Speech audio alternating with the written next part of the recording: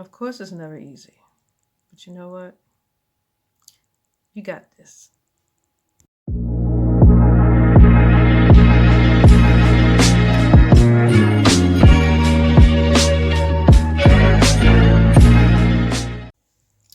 Welcome back. If this is your first time here with us, I am Elegant Granny, a restoration strategist. I support victims and survivors of abuse as they heal from trauma and move into a healthier lifestyle. I am also creator and host of the Proactive Eye podcast, where we discuss intimate partner violence, also known as domestic violence, child abuse, sexual assault, and sexual violence, and also suicide prevention as it relates to abuse. If you are looking for the link to the podcast and would like to follow and come in and chime in with us, and also to leave a voice message, or also if you would like for me to answer some things for you, the link will be there for you in the description box. You can click on that. Today, I am talking about dealing with a crisis. I recently had to deal with one, and we all have them. We all have them some point during the day, and they're never easy. You can hardly ever prepare for them because no matter how good you get at preparing, it never stops what's going to happen. And one of the things that you can prepare for is how you're going to heal from it. That's what you can prepare for, how you're going to heal from it. And there are some things that you can do. You can create a plan of action, some things that you can do. And I'm just going to talk about 3 different things that has worked for me, and I'm hoping that it works for you. One thing I did was I promised myself that anything that was going to take me out of the realm of peace, it's an automatic no. So whenever a crisis happens, and the way that I choose to respond is a big thing for me. I must think strategically about how I am going to respond to these things. And because what happens is when you operate on emotions only, you don't think about the consequences that follow those things afterwards. So I try to train myself to think better when a crisis comes. And what has made it easier for me to do that is 35 years in nursing, because you had to always have your mind on, okay, what are the appropriate steps when dealing with this? What do you need to do when dealing with that? Who do you need to go to? What are the consequences of you operating on doing it this way? So that made it easier for me just being in nursing. And so the first thing I do is I immediately stop just whatever I'm doing, instead of operating on emotions, because, and which is hard, that is hard, but you have to train yourself to do it. You know you, so you know what it takes to get you to calm down and be in a space of peace, even when there's chaos going on. So I immediately stop. I observe everything that's going on. I observe what I see. I take note of everything I see. I try to leave emotions out of it, which is difficult, but it is very possible. And those who are still in the healthcare industry know what I'm saying and what I'm trying to relay. So if you can come in the comment section and help explain it a little bit better, that would be most appreciative. So I observe what I see, take note of what it is I see. The first thing I do is try to create a safety space, a place of safety for if anybody else is around.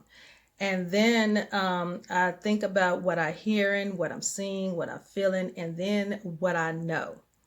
What I know is if I operate or move with my emotions, it can make things a whole lot worse for me and for whoever else is involved. The second thing I do is create a plan of action. And if you don't have one, it is good to have one, because a crisis does not leave anyone in a good space, in a good head space, or a good heart space either. It is good to have a plan of action. What I mean by that is, what are your coping skills? And that's something that you need to look at on a daily basis anyway. And we'll do another video on that. Looking at your coping skills. I have developed so many of them, and I have so many of them that I had to learn how to categorize them. Okay, these are some things that I can do if this happens.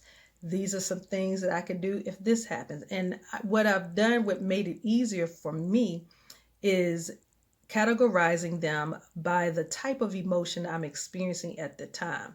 Say, for instance, if I'm sad.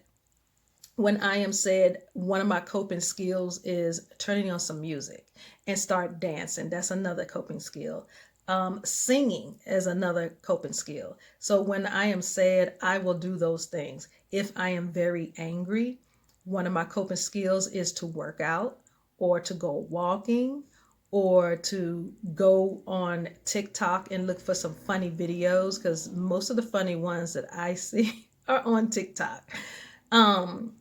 Sometimes I'll read a book just to have a way of taking myself out of that situation, that from that emotion at the moment.